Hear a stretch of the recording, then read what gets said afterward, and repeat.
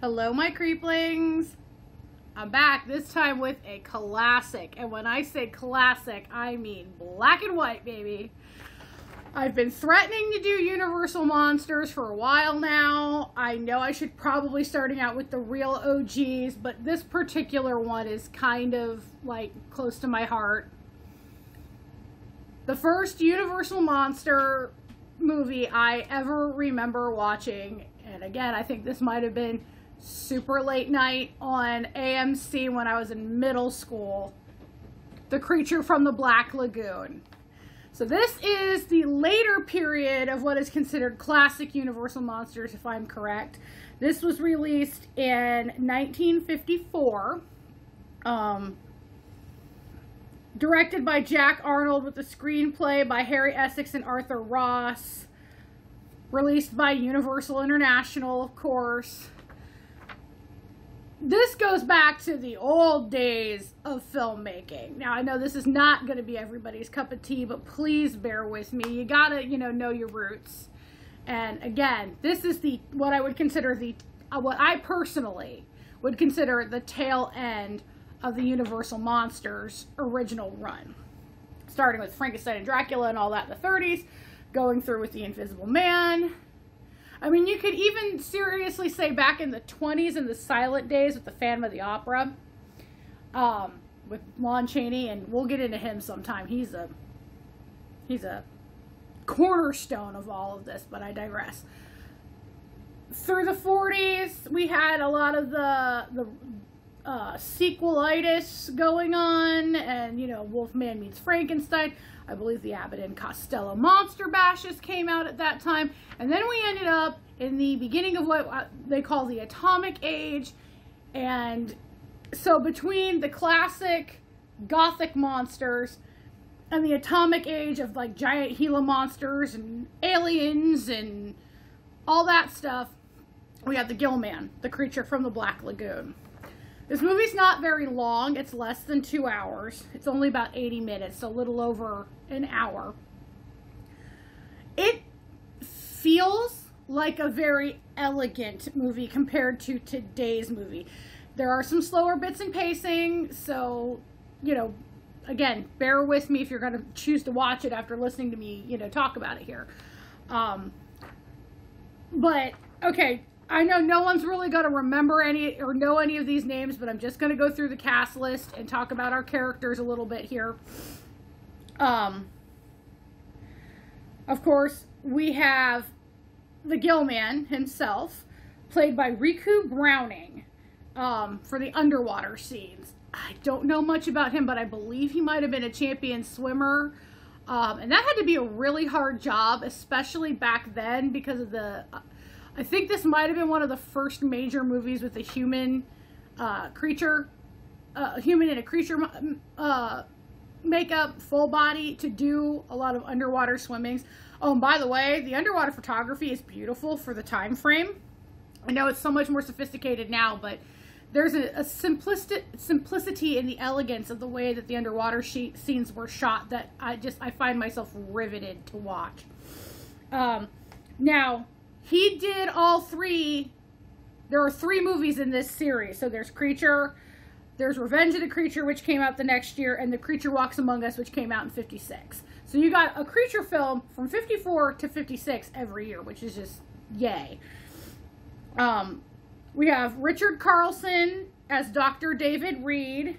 We have Julia Adams as Kay Lawrence. Now, nowadays, that would probably have been Dr. Kay Lawrence, but let's face it, back in the 50s, not that many women actually were able to get their education and get their doctorate, but she was a woman in STEM. Good for her. Richard Denning is Dr. Mark Williams, the asshole.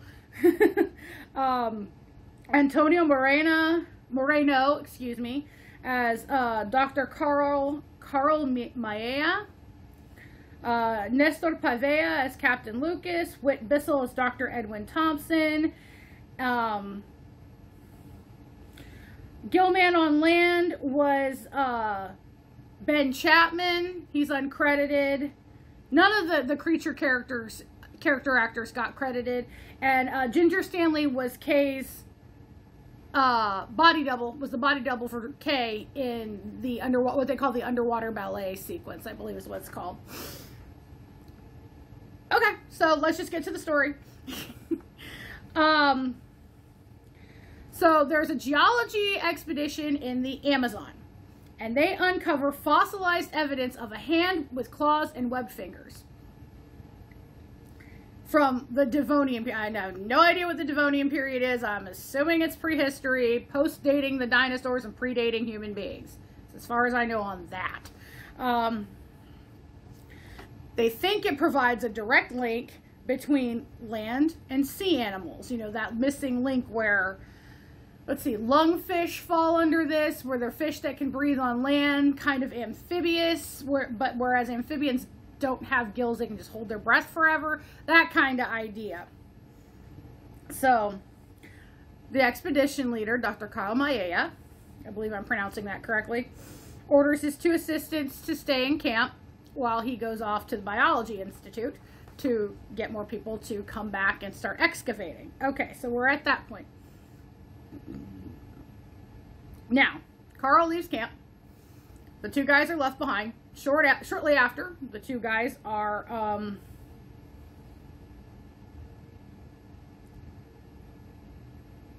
visited by the Gill Man, who is obviously a descendant or the same type of creature as the hand that they found. He's curious. He goes to explore the camp. The 2 guys panic and attack him, and they end up dead. Okay, just like a bear. Don't poke the bear, don't poke the damn Gill Man. Okay?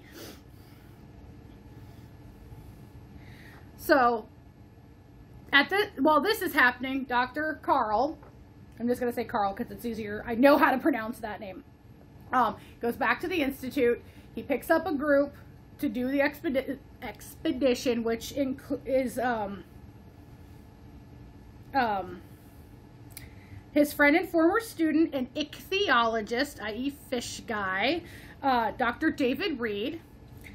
David works for an aquarium in California, but he's been a guest in Brazil to study lungfish. Again, the link between land and sea. David is dating Kay, who is, I believe, also the assistant to David's boss, Dr. Mark Williams, the asshole. He's very money-minded. He convinces him to fund the return expedition to the Amazon to look for the remainder of the skeletons. I'm like, yeah, we can find it. Dr. Mark's like, yeah, this could make us a lot of money. The asshole.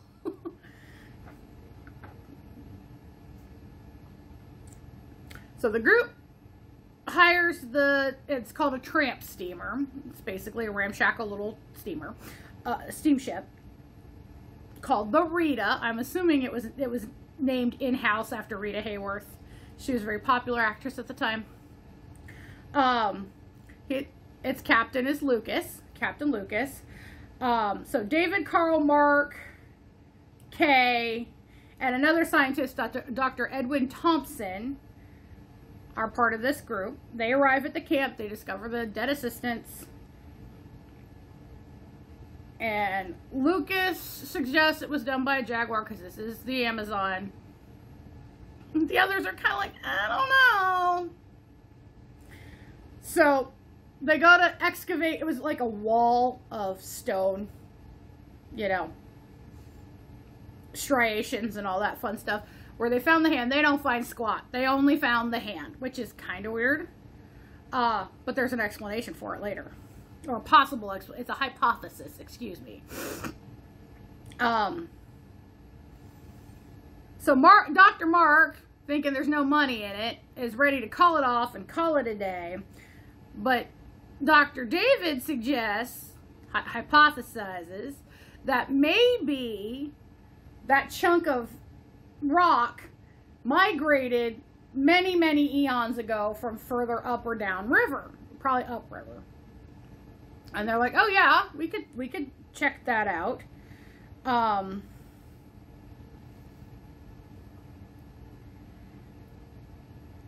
they get it out of Lucas that the little tributary of the Amazon they're on dead ends in a lagoon that people in the area talk about. They call it the Black Lagoon, a paradise from which no one has ever returned. The scientists say, fuck it, let's do it, like scientists do. Curiosity overcomes them, let's put it that way. They are unaware that the creature that has killed Carl's assistants, he's been watching. He's been very curious and kind of trying to figure out what these people are doing in his territory. Now, the creature's particularly curious about Kay. But it's Julia Adams. How could you not? Girl was a Betty back in the day. So when the Rita goes downriver to go to check out this lagoon and, you know, check their hypothesis and everything, the creature, of course, follows them. David and Mark start going diving to collect rocks and rock samples so that they can compare it to the rocks that they pulled the hand out of. You know, sciencey stuff. Okay, that made me sound really airheaded. I'm sorry, because I do love science. I really do. But sometimes it's just easier to lump all of it in, especially with this, because there's probably a lot of pseudoscience in here. So, I'm sorry I sounded like an airhead saying sciencey stuff, but I think you guys understand what I'm trying to say here. Once the guys return from diving, Kay's, you know, just kind of overcome by the beauty of the area and decides to take a swim. This is where we really get into the creature attempting to interact with Kay. This is the point where I believe this sequence is called the underwater ballet, with her swimming and the creature swimming, and there's a point where the creature's almost kind of mimicking her, like she's at the top of the water, he's underneath. It's a very, very beautiful piece to watch. I will say the music kind of annoyed me because they kept trying to use it to make you think he was going to grab at her and kill her, but watching the motions, I didn't get that feeling. I definitely got a feeling of curiosity and that, I dare say it, love at first sight type thing. But, you know, they had to use musical cues back in the day to kind of fake you out. Another note. I think John Williams watched this movie a couple times before he scored Jaws. There's a point with one of the underwater fights where it sounds a lot like the doo-doo, doo-doo, doo-doo, doo-doo, doo. It sounds very similar. It's like Williams goes, I like what they're doing here. Let's mess around with it. So, who knows? That's the first thing that popped into my mind with notes on the music.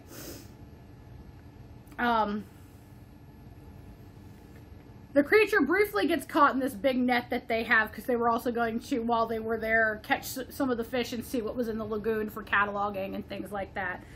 Creature wrecks the net, though. But it left behind one of its claws, which gets them even more curious. Because they're like, okay, there is something here. That claw is very, very much like the one that we have on that hand, that fossilized hand. Okay, so they keep having encounters with the creature, and he's picking them off one by one because they get scared. The humans get scared and attack, and he attacks back. Now, the creature has almost got superhuman strength. Crushing, like, not like grossly crushing heads, but you can tell that these movies are not high on gore. They're supposed to be high on suspense, and I know, you know, modern day horror movie watchers watch these and think, oh, how quaint. But they're a great way to break your kids into horror movies. Great way. Plus, again, I've said this before, you gotta understand your roots, your history, and this is a good portion of horror movie history. At this point, Mark is obsessed with more killing the creature than catching it. He's kind of getting to be a real ass about it. Like, every time they go diving, he goes diving with the harpoon gun. He harpooned him, like, once or twice. They tried to drug the water with this stuff that the natives use to cause the fish to basically get drunk and float to the surface.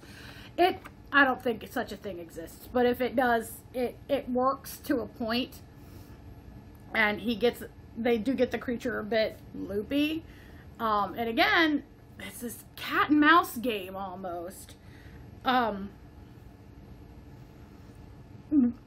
They managed to capture it and lock it in a cage made of bamboo. Not the strongest stuff. And they get it aboard the ship. And during the night, Edwin, the scientist we haven't heard too much out of, he's just more there to, observe and take notes. He's attacked by the creature. But he manages to break a lantern on the creature, and the creature disappears. Poor Edwin's mauled, and poor guy. He's going to spend the rest of the movie in bandages, hoping he doesn't get infected. But they kind of decide that, okay, enough's enough. We need to get back to civilization. And the next morning they try to leave, and the inlet has been blocked by a tree. Creature here not wanting his little girlfriend to go away. So every time they try to attempt to remove the logs, the creature interferes. By the end of this, the last attempt, Mark is losing his shit, and he's like, I'm going with you, I'm going to draw him away. Mark ends up dead. Yay, the asshole's gone. Trust me, if I was doing like an Elvira style host on this, I'd be constantly making notes about how Mark's an asshole. And, I would have done, ooh, we finally got what we needed.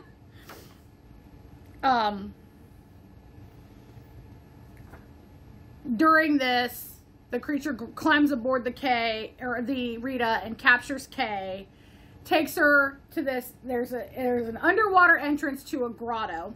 There's also a beach entrance to the grotto. Takes her there. So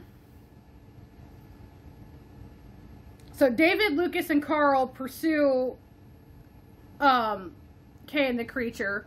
They rescue her. They shoot the shit out of the poor Gill man. And, but he manages to retreat to the lagoon, and he just disappears. They escape, and that's the end of the story.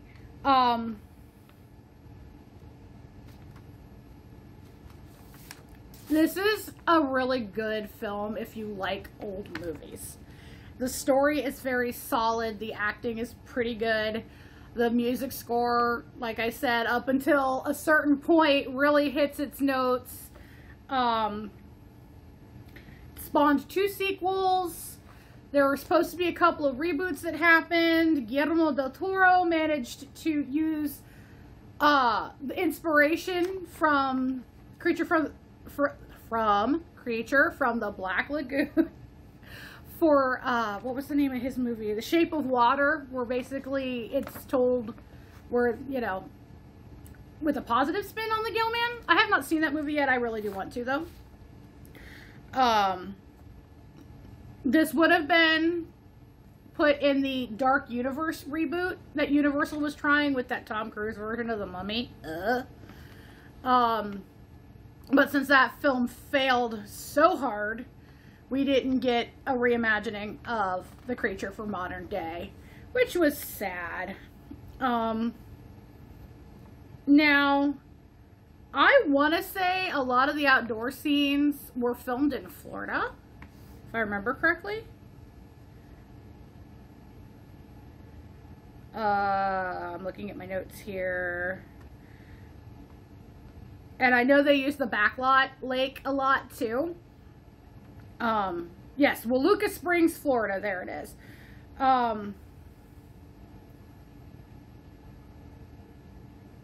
The divers and swimmers and guys in the suit, they had some harsh working conditions. This was the early days of full creature feature underwater, holding your breath for 4 minutes because they couldn't, there was no way to put a tank in there. I mean, even regular diving was in early days at this point. You'll notice a lot of dated technology, or not technology, but technology and terminology when they talk about, instead of using your scuba gear, it's hand me my aqualung. These guys don't have wetsuits. They're skin diving, basically. I believe that's the term. It's quaint. You gotta remember, it was filmed in the 50s. So I really do recommend, though, going back and watching these. I would love to see a modern day creature. I really do need to watch The Shape of Water, but I would like to see a modern day creature like this. The closest thing I have seen, actually, other than Abe Sapien in the Hellboy movies, the most modern looking version of this I've seen was in the Monster Squad, and that was supposed to be the actual Gill-Man. So, I'd love to see what technology could do with it now, especially since you can, you know, use CGI to clear it up, because you know me, while I am a practical effects girl at heart, I don't say no to CGI cleaning things up, as long as it's not blatantly obvious that you used CGI to clear things up. And I hate when movies do all CGI. Ugh. Which, I think that might have been what would have happened with the Dark Universe reboot. So maybe we are lucky we didn't get it. But yes, I highly recommend these original Universal Monster movies. So, 1954's Creature from the Black Lagoon is a fun little jaunt. If you're a history of cinema, I would definitely suggest picking this up. If you really want to know where Universal got, I mean, Universal's was known as, like, I think the creature feature house, or at least in retrospect they have some of the more endearing and longer running franchises within the creature feature genre. So you think Dracula, Frankenstein, Phantom, Invisible Man, Wolfman. Oh, that's a good one. And the Gill-Man here from the Black Lagoon. They've got some pretty iconic, long-lasting characters and storylines here. So, if you are a history buff, film history buff, gothic entertainment history buff, check this one out. And we will go over some more of the Universal Monsters in time. This was the one I got a hold of the easiest. I probably should have started with Dracula or Frankenstein, because those are like the huge icons. They show up at Halloween Horror Nights at Universal Studios every year. They keep building off of that. So I'd love to see more of the Gill-Man at that. And I know there's at least one other YouTuber who would too, who's a theme park vlogger. His name is Rick, and he does Rick's Flicks. And they're big HHN fans, and like the past year, he's been saying he wants to see more Gill-Man. So, I feel you on that one, Rick. I feel you on that one. But since this was a short movie, this is a short review. I'm going to just keep watching movies, because this is, you know, this is what I do. This is my hobby. I watch movies, I talk about movies, and I got some interesting ones coming up. I'll say that much.